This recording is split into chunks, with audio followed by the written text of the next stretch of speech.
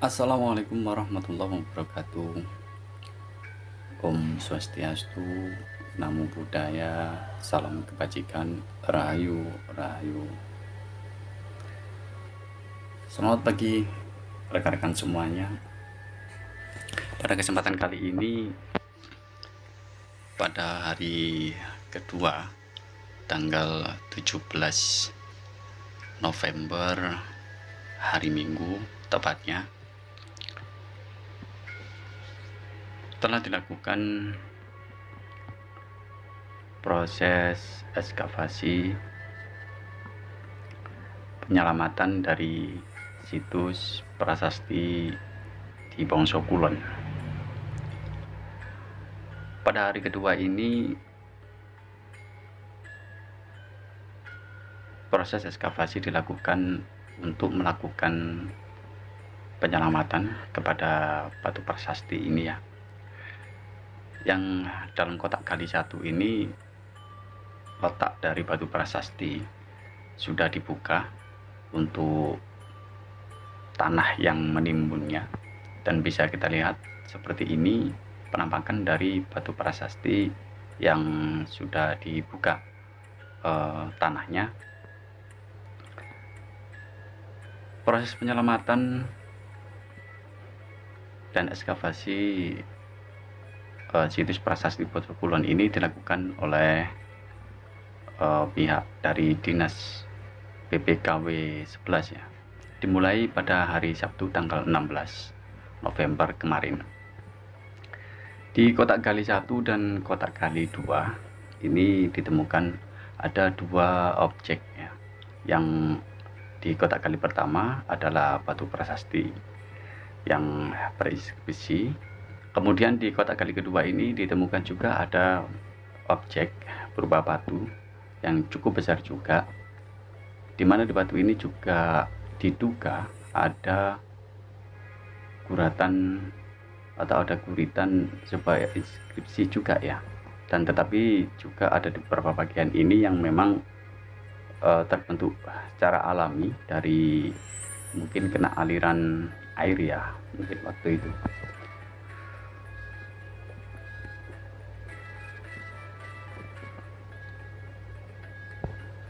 Adapun antara batu ini di kotak gali 2 dan di kotak gali 1 di batu prasasti ini jaraknya tidak begitu jauh ya, agak berdekatan. Mungkin hanya berapa senti ya dari batu utama prasasti ini.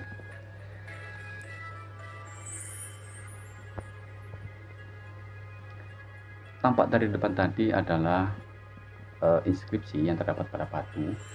Di lokasi titik gali ini ada sisi kiri dan sisi kanan yang mungkin memang sangat haus juga ya, karena sudah tertimbun cukup lama. Dan ini di bagian belakang dari inskripsi tadi, di sini diduga ada inskripsi juga yang di bagian belakang ini yang memuat mungkin ada informasi yang cukup banyak di sini ya.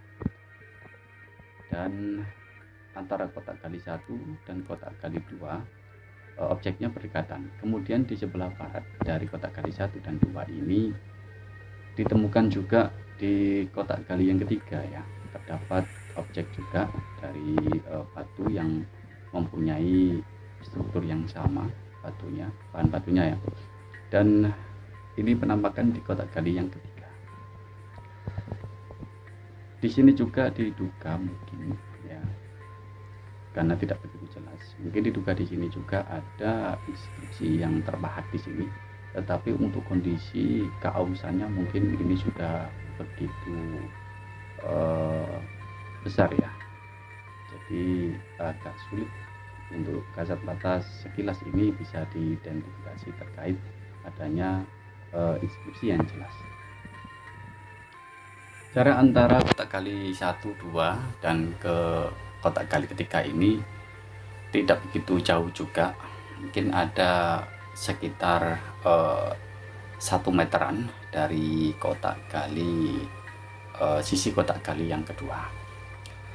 Dan di sini bisa dilihat nampaknya ada beberapa relief yang terpahat di sini ya, atau mungkin ada sebuah stempel atau lambang itu di sini, tapi kita juga tidak terlalu berspekulasi terlalu jauh karena yang lebih mengetahui ini dari pihak yang terkait ya, dari pihak PPKW 11. Nanti mungkin suatu saat nanti mungkin bisa dilakukan pembukaan untuk pembacaan dari inskripsi yang terdapat pada batu-batu ini secara resmi ya.